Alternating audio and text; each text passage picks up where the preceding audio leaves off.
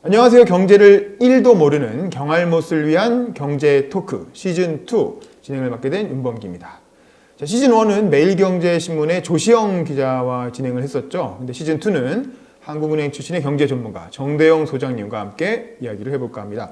안녕하세요, 소장님. 안녕하십니까. 네, 간단히 자기소개 부탁드립니다. 예, 저는 2011년도 꽤 오래됐죠. 한 10년 전에 이제 한국은행을 퇴직하고 송영경제연구소라는 경제연구소를 만들어서 경제 분석, 경제 연구, 강의, 정책 대안 제시 이런 걸 하고 있습니다. 최근에는 유튜브까지 하고 있습니다. 유튜브 제목은 알고 살자입니다. 네, 좀 알고 삽시다라는 차원에서 예. 이제 만드신 걸로.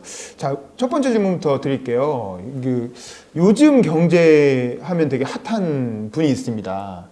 아시겠지만 존 리라고 해서 이제 우리 동학 농민운동했던 전봉준에 비해서 존봉준이라고도 하더라고요. 예. 이분이 하시는 얘기가 굉장히 핫하고 저도 이분이 쓴 책을 읽어봤어요. 존 리의 주식 부자 되기라는 책도 있고 금융 문맹 탈출 이런 얘기도 하시던데 이제 그분 얘기를 굉장히 솔깃해하시고 요즘 경제 관련 여러 가지 포럼이나 또 유튜브에도 많이 나오셔서 이제 그런 강연 같은 걸 많이 하고 계세요. 저도 들어보니까 재미가 있다. 이게 동학개미 운동을 일으킨 이제 주역으로서 많이 관심을 가지게 되는데 이분이 하는 얘기 요점은 뭐고 그리고 어느 정도까지 새겨들어야 되는 겁니까? 자, 핵심은 주식 투자나 포함해서 모든 투자는 사실은 최종적으로 결정할 때는 스스로 결정하고 자기 책임을 해야 한다. 믿을 사람은 아무도 없다. 그리고 이 존니 씨가 이렇게 좋은 얘기를 해주지만 또 잘못됐을 때 존니 씨한테 가서 이렇게 물어달라고 할 수도 없잖아요. 그죠? 그렇죠. 그러니까 자기 책임을 한다는 사실은 분명히 갖고 일단 들어가 보겠습니다. 우선 존니 씨의 주장을 한번 살펴볼게요. 저도 한 2017년도인가 존니 씨를 어떤 모임에서 봐서 만났는데 그때도 이제 주식 얘기 많이 하셨습니다.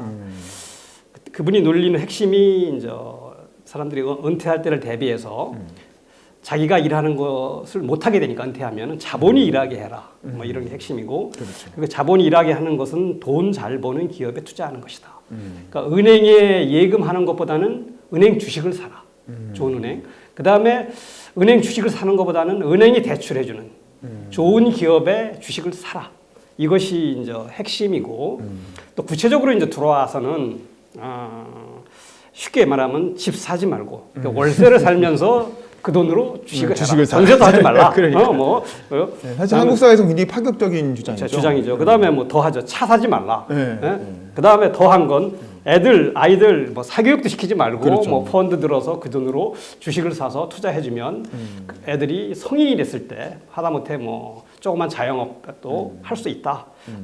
공부 잘해도 공부에 사교육에 투자해도 사실 공부 잘할 사람 몇 명 없고 대부분은 그냥 사실은 공부도 못하고 또 공부 잘한다 하더라도 그냥 월급주기 정도 되는 것 아니냐.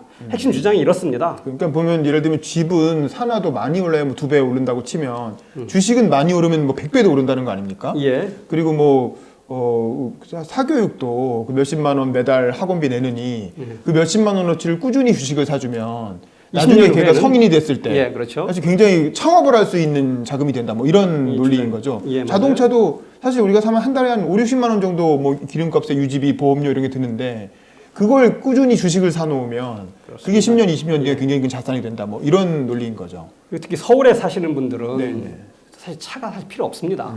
저는 지방에 사는데 지방에서는 차 없으면 힘들겠지만 그렇죠. 서울 와보면 항상 서울 올 때는 저는 대중교통수단으로 오는데 이렇게 좋은 데가 없어요. 사실 꼭 필요하면 자전거는 한 대 정도 있고 이러면은 서울은 사는데 건강한 사람은 문제가 없을 것 같다. 요즘은 또 따릉이가 있어가지고 자전거도 굳이 안 사도 이런 주장을 보면 대체로 맞는 주장인 것 같아요. 저도 적극적으로 동의합니다. 기본적으로 맞는 말인데 근데 이제 이대로 했을 때 돈을 벌 수 있는지는 저도 100% 확신을 못 하겠습니다. 그러니까. 사실 맞는 주장과 돈을 벌 수 있는 주장과는 꼭 같지는 않잖아요. 그죠? 그렇게 생각을 합니다. 왜 그런가요?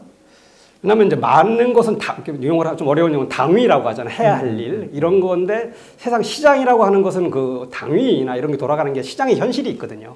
시장의 현실이 이게 굉장히 시장이라는 게 비이성적일 수 있고 그 다음에 투기 세력들이 모여서 아주 상상할 수 없는 정도까지 뭐 여기 거품이 생길 수도 있고 이렇기 때문에 아마 뭐 맞는 말이 대로 했을 때 돈을 번다 이런 것은 잘 있는 경우도 있지만 그렇게 되는 게 좋은 경제지만 항상 그렇지는 않은 것 같다 이렇게 생각합니다. 그렇군요. 그러니까 이제 주식이라는 게 아마 이분은 30년 이상 미국에서 사신 분이잖아요. 예. 그리고 미국에서 주식 투자를 하셨던 분이고 그러다가 이제 한국으로 들어오셨는데 아마 미국 주식은 아마 그래도 꾸준히 견조하게 상승세를 계속 이어가고 있기 때문에 뭐 그런 미국적 경험에서 이런 얘기를 하시는 것 같은데 또 한국 주식은 또 그렇지 않잖아요. 굉장히 이렇게 출렁이기도 하고 또 10년에 한 번씩 IMF 때 한 번 폭락하고 2008년에 한 번 폭락하고 또 최근에 코로나 때문에도 폭락하고 자꾸 이렇게 출렁출렁 하는데 이분 말씀처럼 그렇게 장기적으로 믿고 투자해도 되는 거냐 뭐 이런 걱정도 들고 뭐 그런데요. 그렇죠. 이 사람이 이제 주식을 할 때 구체적으로 주식을 할 때는 시장의 흐름을 너무 예측해서 단기적인 흐름을 예측해서 투자하지 말라. 그러니까 좋은 아까 말씀드린 좋은 기업에 투자하는 거니까 좋은 기업을 골라서 장기로 투자하고 주식을 팔 때는 자기가 봐도 그 기업이 경쟁력이 떨어졌거나 뭐 기업이 어떤 경영층이 조금 잘못된 경영을 하거나 이렇게 판단이 됐을 때 이제 파는 거죠. 이렇게 장기적인 투자를 하는데 되게 미국에서는 뭐 이런 이런 걸 가치 투자라고 하는데 그렇죠. 되게 잘 맞았습니다. 근데 한국은 우리 이제 코스피 지수를 본다면 우리가 2007년 12월 말 뭐 2007년 1월 초쯤에 2063가요? 제가 기억 고로 2000을 돌파한 이후에 네네. 계속 횡보를 했어요. 그리고 최근에 이제 2018년도 초에 와서 한 2,500까지 와갖고 다시 한번 좀 꽤 높아졌죠. 그래도 뭐 거의 여기 20년 만에 2,000에서 2,500까지 사실 별로 상승한 건 아닙니다. 지수로 보면. 그렇군요. 그런데 이제 개별 종목으로 보면 물론 뭐 삼성전자라든가 좋은 몇몇 종목은 또 엄청 오르긴 많이 했죠. 오른 거 있죠.